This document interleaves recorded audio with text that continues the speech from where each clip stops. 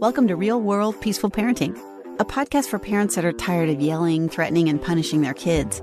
Join mom and master certified parent coach Lisa Smith as she gives you actionable, step-by-step strategies that'll help you transform your household from chaos to cooperation. Let's dive in. Welcome to today's episode. I'm going to start today by asking you this. Tell me if you can relate to this statement. I don't want my kids growing up feeling the way I felt when I was growing up. Many of us who meet here each week and listen to this podcast, myself included, were raised by at least one dominant parent. And we can easily recall hearing things during our childhood like, go ahead and cry. I don't care if you sit there all day.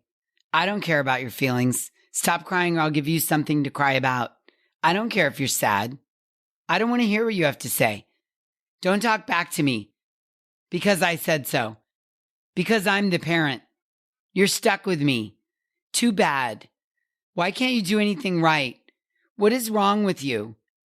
You're too this or you're too that or you're not enough this or you're not enough that. Yeah?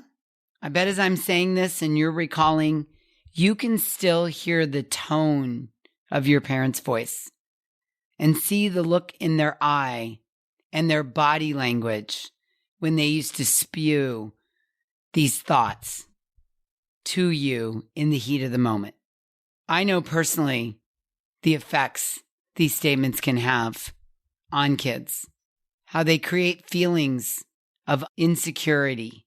They create feelings of being less loved or unloved or unwanted or unseen or unheard or unvalued that grips us to this day.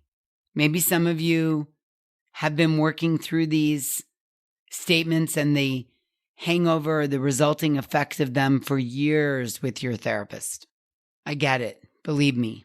If these comments from a dominant parent still ring in your ears, and now you're a parent, it is likely that you are desperately trying to parent your own children out of fear of being anything like that parent. Yeah? And then maybe, much to your surprise and self-loathing, some days in the heat of the moment, you hear these very same words come out of your mouth. You hear the threatening tone or the cadence fall from your own lips. Or maybe it's not you, but maybe it's your co-parent saying these things that reminds you of the dominant cycle you grew up in. I get it. I totally get it. You are not alone. And that's why I'm here. That's why you're here. That's why week after week, I offer you a fresh new episode that opens the window to new possibilities for becoming a peaceful parent with new thoughts and new tools that were not modeled for you when you were a kid. A fresh start, a new way to parent that leaves that old dominant parenting paradigm behind and allows you to feel connected to your kids. So how's this sitting with you? Are you with me? You might be uncomfortable right now. You might be connecting these dots for the very first time, or you might feel like you're in fight or flight after listening to me make all those statements. They might harken back some real trauma for you, or you might be really upset that you swore you would never be your parents, and now you hear the same exact things come out of your mouth. And so maybe you want to just close out this episode and tune back in next week for a less sensitive topic. But here's what I would offer up. If you're feeling uncomfortable right now, you are exactly where you need to be. And I invite you to hang with me here over the next few minutes while we dive in to this important topic. When you hear your own parent's dominant voice in your voice while you're parenting your kids or in the voice of your co-parent, your brain tries to convince you that you or your co-parent are exactly like your parent was to you. And then it takes the next leap and tells you that your kids are going to have the same mucked up experience that you had. This can cause all kinds of crippling feelings to bubble up, like fear and shame and guilt and disgust and frustration. I get it. If you believe that you or your co-parent is exactly like your parent was to you, that's a belief. That's a belief, and your brain is going to seek evidence to find it true, to support it, to support that belief. I am exactly like my parent. And here's the crazy thing. Your brain will find that evidence 100% of the time. And that will cause suffering in your parenting. But here's the thing. It doesn't mean it's true. It doesn't mean that you are your parent. And it doesn't mean that your kids are going to have the exact same experience you had. In fact, your brain is lying to you because telling you this feels safe, even on all the suffering, because you haven't given it something new to believe yet. And remember, a belief is not a fact, it's a thought. Now, here's what you need to hear above anything. You have 100% agency, choice, dominion over your brain. You, yes, you right now have the power to change the belief that I am just like my parents or parent, and that my kids are going to have the exact same experience I had. In fact, if you sincerely want to become a peaceful parent, you have to change this belief. You have to. And I'm going to teach you how to do it right here in this episode.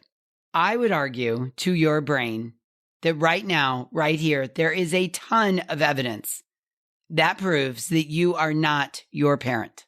You are not. And that your kid is not your inner child. And that your child is not having the experience you had. They're having their own experience. Our brain doesn't know this because we're holding on to the old belief. And so it skips over any evidence that's contrary to our current belief system. So here's what you got to do. First, you got to recognize in all reality that you and or your co-parent actually are not and cannot be your parent, cannot be that dominant parent. Each human exists individually. Each human exists in a unique way that is irreplaceable and unduplicable. Try saying that word really fast.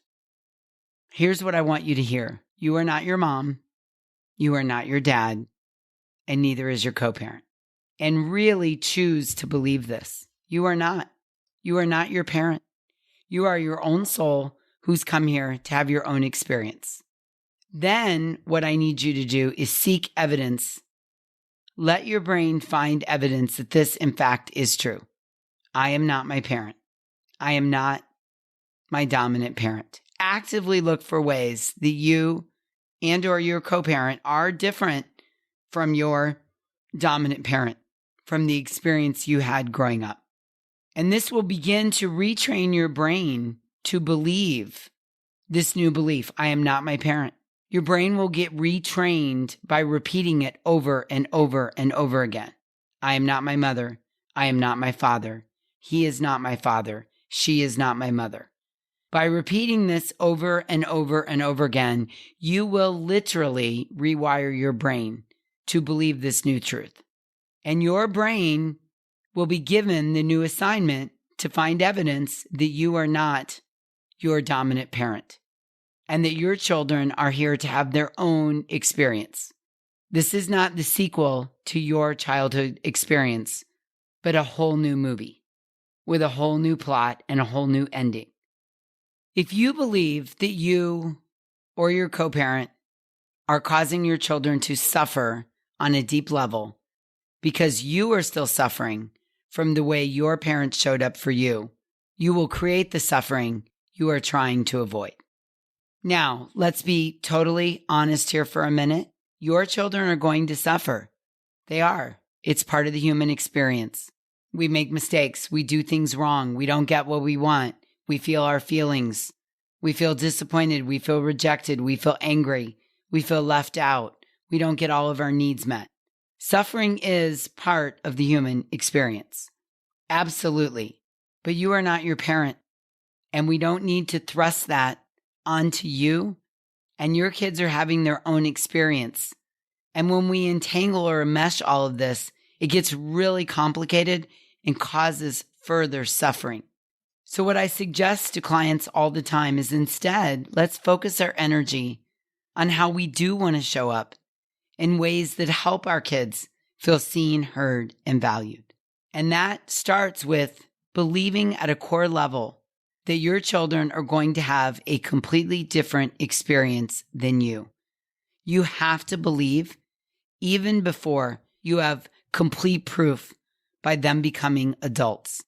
So if your child is 2 or 4 or 8 or 10 or 12 or 19 like mine, you have to believe at a core level that they are going to have a completely different experience than you had, and that it is possible for them to grow up happy, healthy, successful, grounded, and emotionally intelligent. You have to believe that. You have to hold space. That creates new beliefs and new evidence that your brain goes out and finds. You're here. You're listening to this episode. You're opening your heart and mind to learn new things and internalize new thoughts and create new beliefs. And that is the beginning of the change out of the pattern of dominant parenting.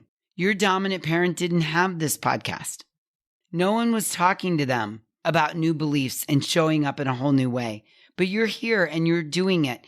And your kids are already benefiting from it right now. Now, I couldn't present this information without being completely honest with you. Your kids are going to have their own wounds from their childhood. It is inevitable. No kid escapes to childhood without some wound. It may not be inflicted by you. It may come from an experience at school.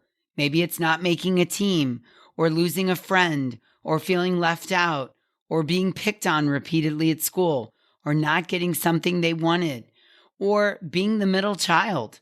They're going to have some wound from their childhood. And chances are you have no idea what it's going to be. Every human has wounds. It's part of the human experience. Life is difficult 50% of the time.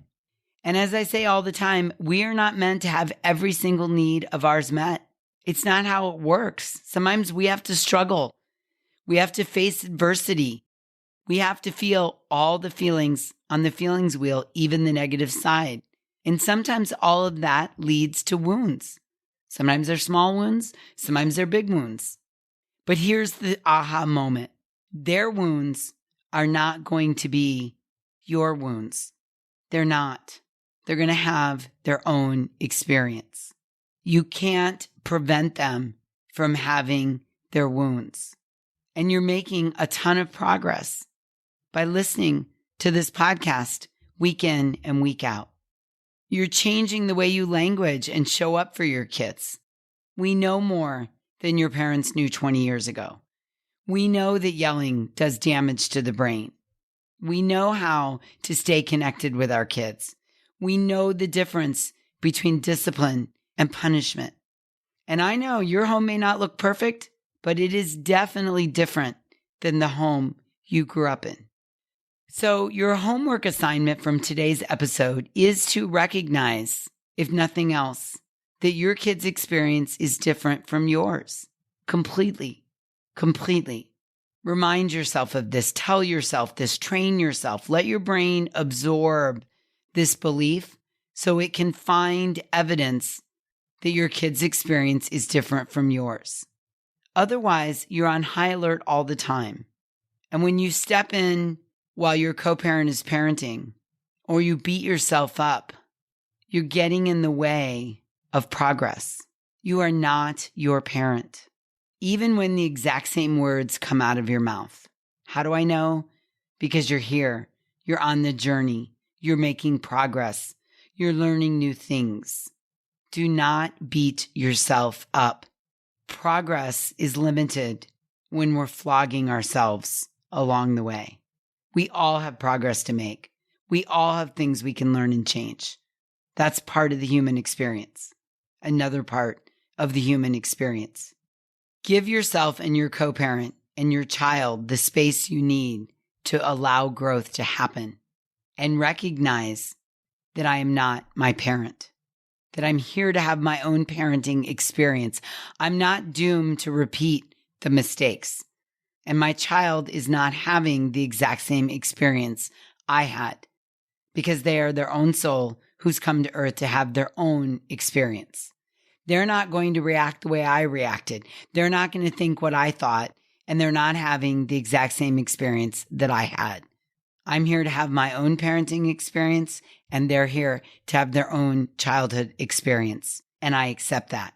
Let that sink in. Work with that. Noodle that. Assign your brain to go find evidence that they're having their own experience. It's an absolute game changer. Okay.